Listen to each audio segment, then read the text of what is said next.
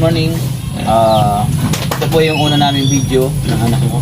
Ang aking videographer po yung aking anak. Ang ipapakita po namin ngayon, yung kung paano po gamutin yung manggi ng rabbit. So, gagamit po tayo ng panggamot. Gamit po itong nabili natin sa Shopee. So, available po siya sa Shopee. Tara guys, tingnan natin yung ating rabbit kung anong kondisyon niya bago natin siya gamitin.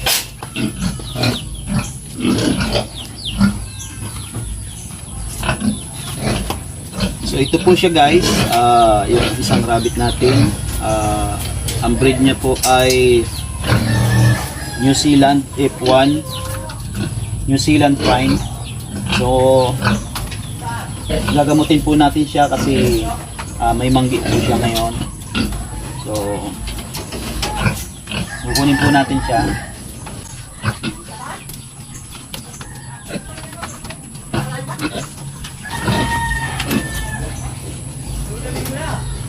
So ito po siya guys. So medyo mailap. So nangangate. Ayan. So kung makikita po natin, medyo mailap po siya. Ito po yung manggi niya. Sa tenga, sa paa. So gagamutin natin siya kasi baka kumalat.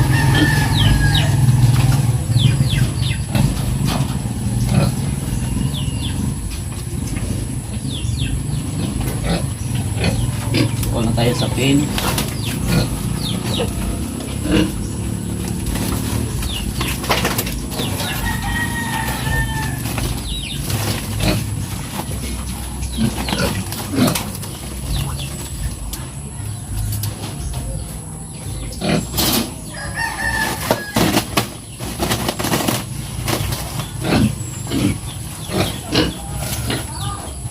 So ito po yung igagamot natin.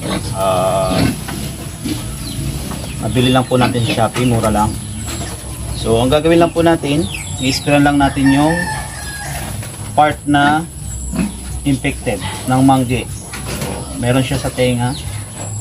I-spray natin. So sipo siya sa rabbit or other animals. So po siyang kailangan niya. I-spray lang po natin ng dito, twice a week. So twice a week. So lang natin yung part na mayroong infected. So tenga. So yung pa. Ano din natin siya? Teka. So hindi siya lang guys na ang malaki yung gagawin natin siya baka malaki kasi yung sabi. So sabi ko sa lahat. Yan guys. Yan ang gagawa. So yan lang para bilantasin pa ng rabbit na natin.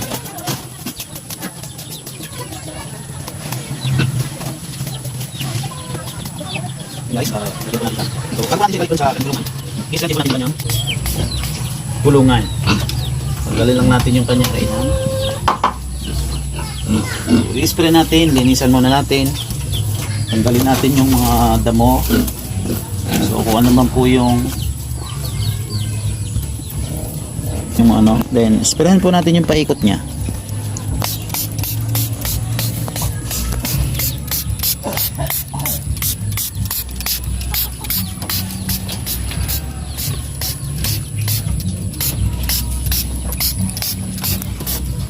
So yun guys, na-spray na natin.